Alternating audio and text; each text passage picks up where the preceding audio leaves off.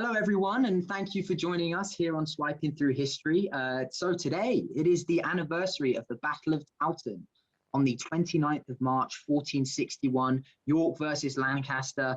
They met at Towton for what is arguably the biggest and bloodiest battle of the Wars of the Roses.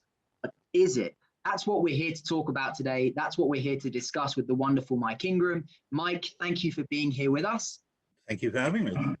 No, it's our pleasure. And it's also our pleasure to announce that Mike is going to be the Freeman of the Borough for Northampton. Well, he is now the Freeman of the Borough for Northampton, which is fantastic news. So congratulations, Mike. I believe there's only 12 of those. Yes, there's 12 hereditary Freemen. I can trace my family back with accuracy back to the late 1700s in the town.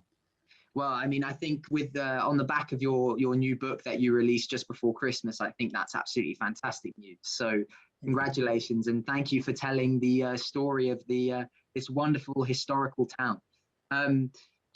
So we are here to talk about the Battle of Towton. Obviously, it's been a while since we've released a video on our battles of the Wars of the Roses, and that really is to do with lockdown. So we do apologize for not being able to get more content out to you. However, we thought we'd release this little talk before we actually release the documentary of Towton, so we have something to go on the anniversary itself, because it's always nice to talk about the history on the day that it actually happened. So, first of all, Mike, can you give us a little bit of an overall picture of where we're at in the Wars of the Roses at the time of the Battle of Towton? We have to go back only a few months, really. It's really when what I would describe as the War of Succession starts with the Battle of Northampton. Mm-hmm. From Northampton, we then go on and we have Battle of Mortimer's Cross, which Edward's involved with, which more or less at the same time, you've then got the Second Battle of St Albans going on outside London. And of course, Wakefield, which is in there as well. Yes, yeah, and Wakefield. So you've got quite a short period, intense period of warfare that's been taking place.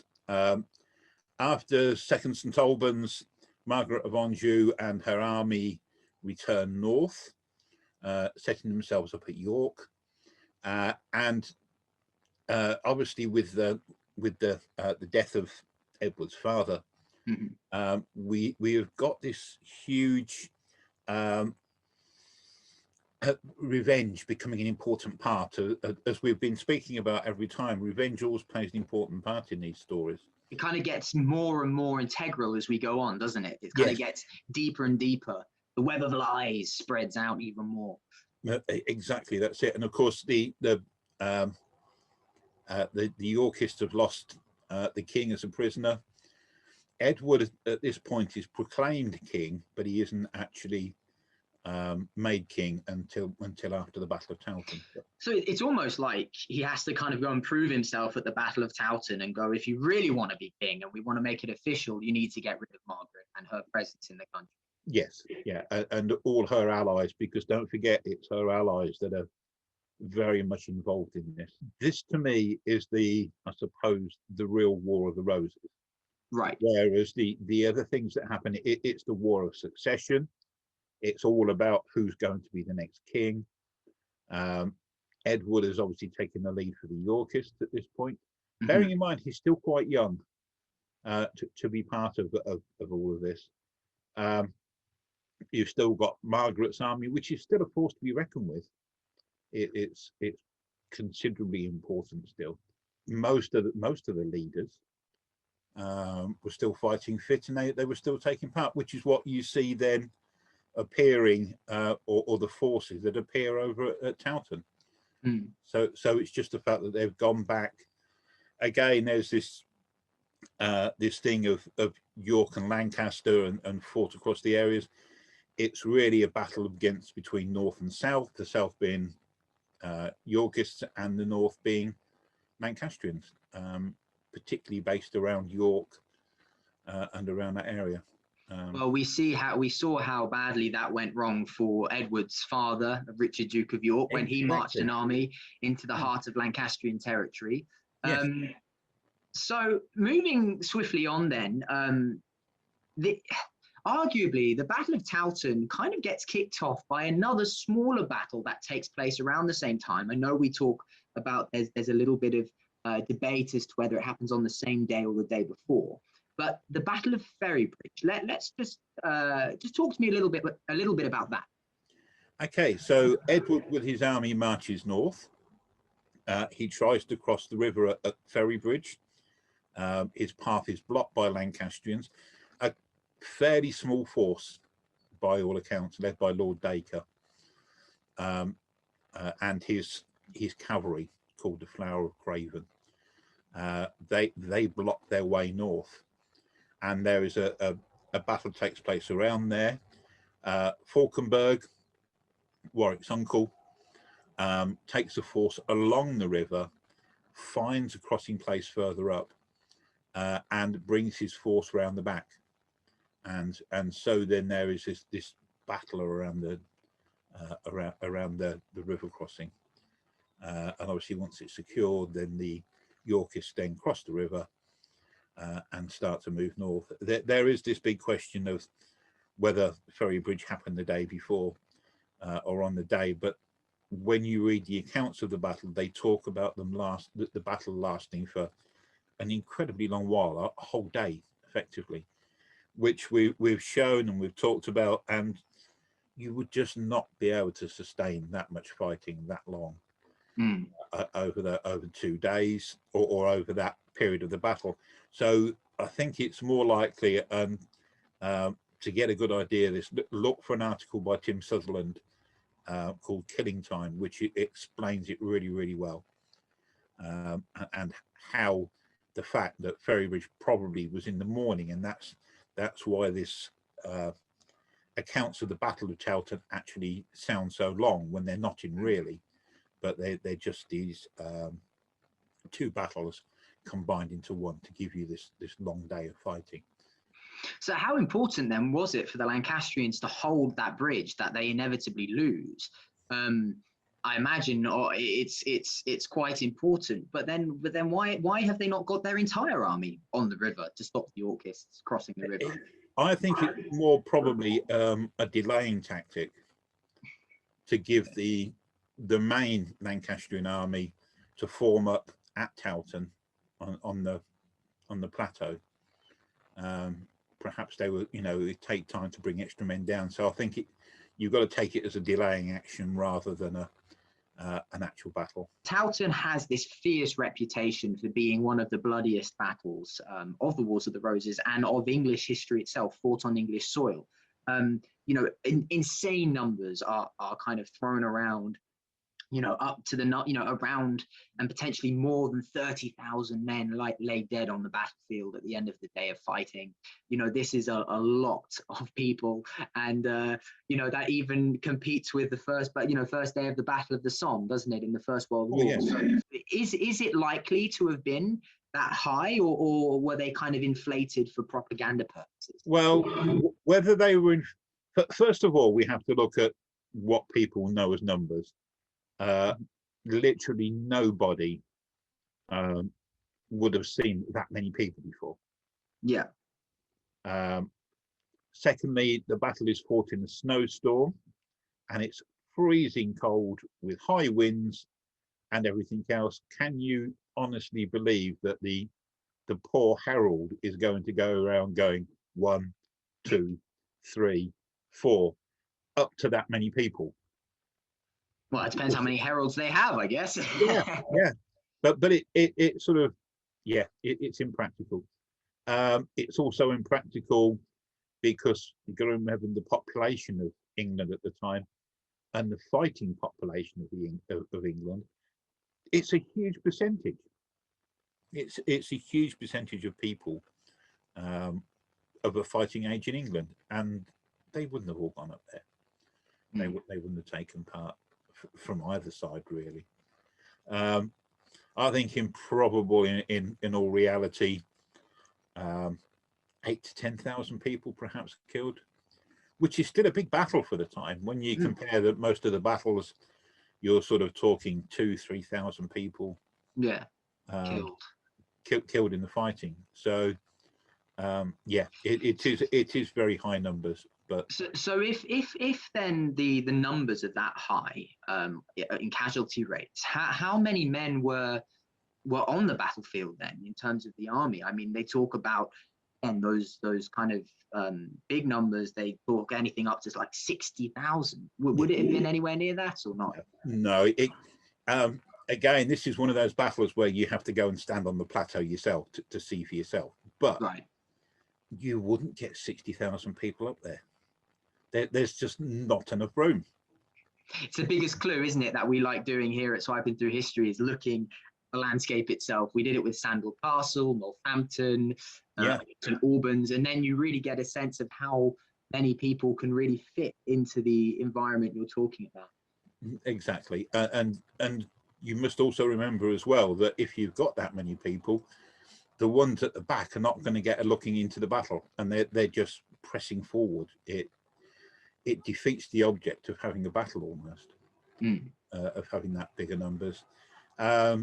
Perhaps 15,000 aside, stretching to even 20,000 aside, I think is probably pushing it a little bit. So let's move on now then to the weather and the way the weather played a part in the battle, and just walk us through what actually took place then. So the Yorkists, they get across the bridge, they line up ahead in front of the Lancastrians, who obviously they're on the plateau, they have the advantage. Yeah. What happens next? There is a small ridge, or there are two small ridges. The Yorkists are on one, the Lancastrians are on the other one. There is a blizzard taking place. Again, this is something most unusual for battles, to actually fight in these conditions. The ground would have been very hard, very dry, probably very slippy. And again, you've got to go up there in the middle of winter to actually see what it was actually like to fight on. So the Lancastrians are formed upon the other ridge. You've got the snowstorm going on, but the snow is blowing into their faces. Anybody who's into whose faces? Into the Lancastrians' faces. Right. So anybody who's walked in a blizzard into or opposite to one will know how hard it is. It's that image of people standing at that degree because the wind is so strong, they have to counterweight themselves. Yeah, and with all the snow there as well, being obviously driving into their faces, which is really not helping. The Yorkists move forward. The Lancastrians fire their arrows, but obviously with the snowstorm blowing into their faces, the arrows haven't got the range that they should have. Lord Falkenberg for the Yorkists takes his archers forward, actually brings them forward. They fire their arrows, helped by the storm. So this is why it's such a key part of the battle. Fire into the Lancastrians. They then move back out of the range of the arrows because they can see where the Lancastrian arrows have dropped, of course. So they know where to position themselves and then move back out of range. So all the rest of the Lancastrian archers or arrows are just wasted. And after the exchange of arrows and they go to hand, you've still got a massive Lancastrian advantage. And from the accounts, it does look like that those numbers were telling on the Yorkists, and they were actually got the advantage and was winning the battle at that point. So although the archer exchange is quite key to the whole story, it doesn't mean at this stage that the Yorkists have actually won. And we know that Edward is actually in the thick of the fighting at this point. He's not a standoff distant commander. He's in the middle of it, fighting furiously at this stage. So what changed then? What switched the battle towards the Yorkists then? It is the late arrival of the Duke of Norfolk. He's still been coming up to the battlefield. He's on his way to join it. He doesn't arrive with the rest of the main army. Is this the same Norfolk who at the Second Battle of St Albans just kind of sat That's the one. A short distance away, and didn't really get involved and just kind of marched into the sunset. Yeah, which then also makes sort of a mockery of, or not a mockery, but it makes it more difficult to understand exactly why Norfolk wasn't involved in St Albans, because he does the job at the right time. All right, he's late to the battle, but that's an advantage at the end of the day. So he arrives. Bringing fresh troops to the battlefield is always. So he's not only bringing fresh troops, whether it's deliberate or just by an accident. He arrives right on the flank of the Lancastrians. Do you know what other battle this reminds me of slightly? Is the Battle of Waterloo, where Wellington just had to hold out for the Prussians to arrive. Yes. And then it turns the tide. And it sounds like it's the similar sort of thing here, where the superior numbers are winning, they're breaking their, they're carving their way through slowly but steadily. And then suddenly that big flanking maneuver from a fresh army comes in and seals the deal. Exactly. So that makes the difference, the whole difference to the battle. Hitting them on the flank, then the Lancastrian army begins to turn, and instead of being in command across the battlefield, they start to turn with their backs towards Cockbet, which is what you can see behind me. Oh, right. Okay. So they, in a way, what we can see is what the Yorkists would have seen just on a snowy day. Yeah, but from the Yorkist position, so they're actually turning, with the Lancastrians now have their backs to this steep slope that you can see behind me. And of course, where at the start was an advantage, while they were across the plateau, now all they've got behind them is a really steep drop down behind them, and effectively pins them in place. And there's only one way to go, down the slope. And once you, excuse the pun, once you start down the slippery slope, there's no return. Yeah. So they're forced down there, and that bottom of the bank then becomes a killing ground. Yeah. And you've got the river at the bottom there, Cockbeck behind them. It's especially in the snow and all the mud and the ice. And the blood that's going to be sitting on the top there, it's going to be really unpleasant. Yeah. You've got one aim at this point, and that's to kill, and that's kind of what happened. Yeah, and the line of bodies apparently stretched back for miles back towards past Towton and back towards York. So, wow. As I sort of said at the start, it's a revenge thing. Edward doesn't want the war to go on any longer. He wants to be king. He takes his chance to wipe out the army then. Yeah, and it is. It's like the French, no prisoners. And that's what happened. They just wiped them out. Although some managed to escape and live to fight another day a bit longer. So then so the Yorkists obviously win this resounding victory, and then what is the outcome of the battle then? What is the outcome? Edward being crowned king. And although there's a couple of years of mopping up and battles in the north of England, still important battles, but they're quite small in comparison.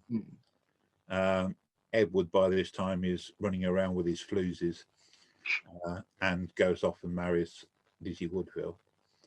But yeah, so it is in all in effect the end of the war, with a bit of mopping up. It's the end of the War of Succession. Edward is proclaimed king. This is then so we've followed Edward, we've followed Richard, Duke of York's family. We've also followed up to this point, the powerhouse that is Margaret of Anjou, and the incredible character that she is, and everything, that the fierce resistance she puts up, the fierce leadership in a way of the Lancastrian cause. So what does happen to her then? So she loses the battle. What happens next for Margaret? Is it game over? No, she still wants to fight.